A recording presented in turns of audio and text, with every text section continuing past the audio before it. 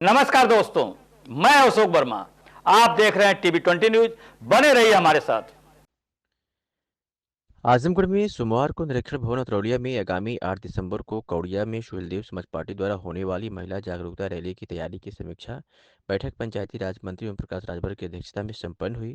बैठक में अपने कार्यकर्ताओं को संबोधित करते हुए उन्होंने कहा कि उत्तर प्रदेश में इस समय कानून का राज है। जो कानून तोड़ने का कार्य करेगा उसके खिलाफ कानून मजबूती से काम कर रहा है। संभल के दंगों पर उन्होंने कहा कि सपा सरकार में 815 दंगे और 1300 लोगों की जान गई है। बसपा सरकार में 600 दंगे और 1200 लोगों की जान गई है। कांग्रेस ने तो दोनों का अधिकार तोड़ा है।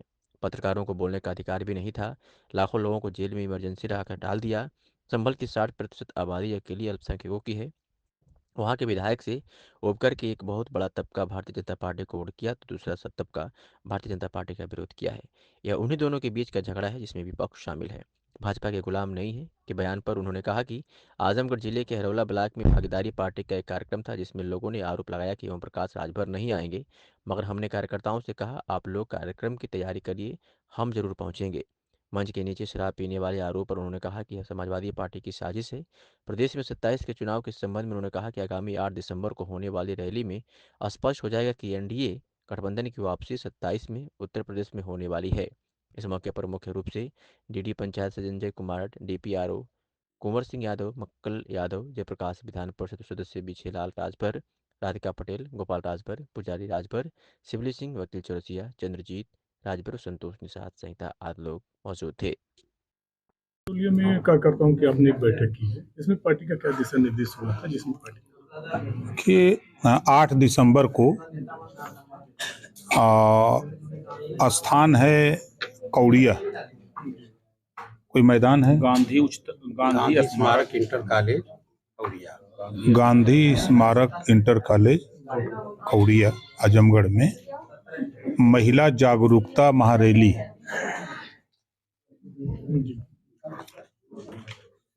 इसी कार्यक्रम की तैयारी को लेकर के यहाँ पार्टी के नेता लगे हैं, तो उन्हीं के कामों की समीक्षा कि क्या तैयारी हुई, अब तक कितने गांवों में चौपाल लगी, कितने लोग आने के लिए तैयार हैं, उसी पर अलग अलग नेताओं से जिनकी ड्यूटी जहां जहां दी गई थी उनसे बातचीत हुई है।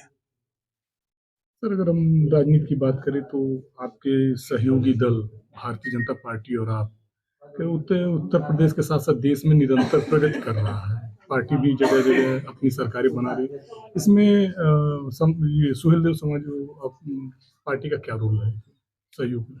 देखिए, अभी आपने देखा बिहार में, अभी परसों में था, वहां भी महिला जागरूकता महारैली थी जिसमें लगभग 50,000 की भीड़ थी।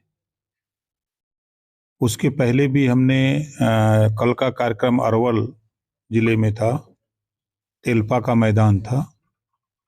उसके एक महीना पहले हम लोगों ने नवादा में किया था रैली। नवादा जिले का वो मैदान था सीतामढ़ी।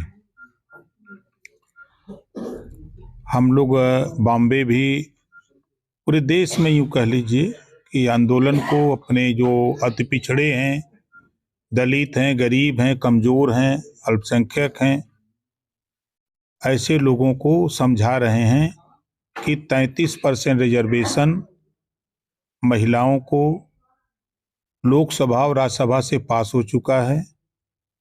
आने वाले 5-6 साल के बाद ये रिजर्वेशन लागू हो जाएगा।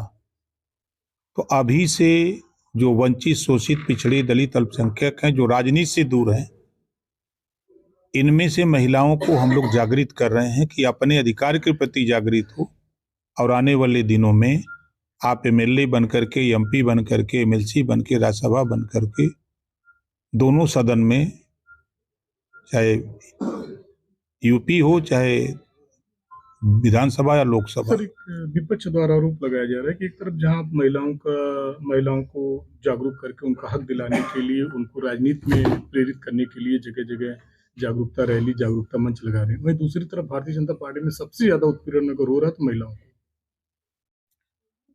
देखिए, ये विपक्ष का आरोप है।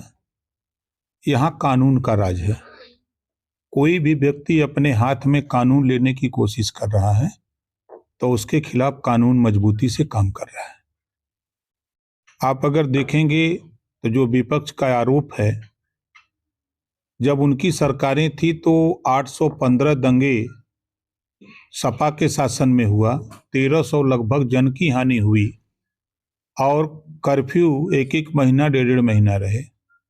बसपा की सरकार थी तो 600 दंगे हुए, 1200 जन की हानि हुई।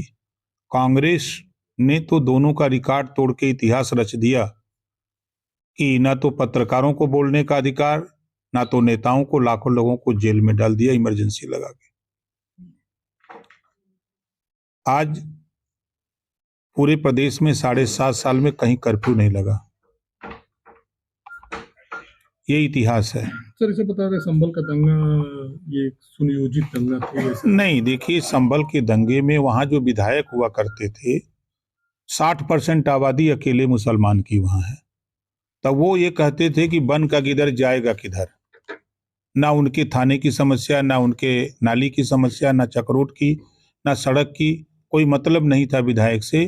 तो लोगों ने ऊब करके वहां के बड़ी संख्या में मुसलमानों ने बीजेपी को वोट कर दिया। तो अब वहां वोट देने वाले और न देने वाले दोनों मुस्लिम तबके में विवाद हुआ है। सर एक बहुत आपके बयान का बड़ा चर्चा है कि हम भाजपा के गुलाम नहीं है। देखिए, आपके जिले में अरौरा ब्लॉक में कार्यक्रम भागीदारी पार्टी का लगा। उस कार्यक्रम की तैयारी में जब हमारे प्रेमचंद प्रजापति जी, महेश प्रजापति जी और उनकी टीम क्षेत्र में घूमने लगी तो उनसे लोगों ने सवाल किया कि ओम प्रकाश राजभर भारतीय जनता पार्टी के गुलाम है, वो नहीं आएंगे, उनका आरोप था। तो जब उन लोगों ने हमको बताया कि ऐसे ऐसे साहब आएंगे कि नहीं आएंगे, हम कहे हमारे ऊपर भरोसा रखे, कार्यक्रम की तैयारी करिए। तो मैं उस कार्यक्रम में आया। तो आने के बाद किसी पत्रकार साथी ने पूछा तो हमने कहा कि भाई इस तरह का आरोप था और मैं भारतीय जनता पार्टी का सहयोगी दल हूं, उनका गुलाम नहीं हूं। एक और आरोप लगता है मंच के नीचे से होते हैं। ये तो समाजवादी पार्टी की साजिश है। उस बयान के पीछे आप ध्यान से देखिए, जहां 25 गो पुलिस लगी हो, दरोगा लगी हो, हमारे साथ खुद 15 गो लोग हैं, तो क्या संभव है कोई मंच के नीचे शराब पिएगा? ये तो विपक्ष अब वो क्या क्या बना देते हैं, भगवान मालिक है। सर अगर हम 27 की चुनाव की बात करें तो 27 की चुनाव में आपकी पार्टी की क्या भूमिका होगी? आपको 8 तारीख को यहाँ मिलेगा। 8 दिसंबर को आपको एहसास होगा कि भारतीय समाज पार्टी का क्या सहयोग होगा एनडीए गठबंधन में। ठीक है, बहुत बहुत धन्यवाद।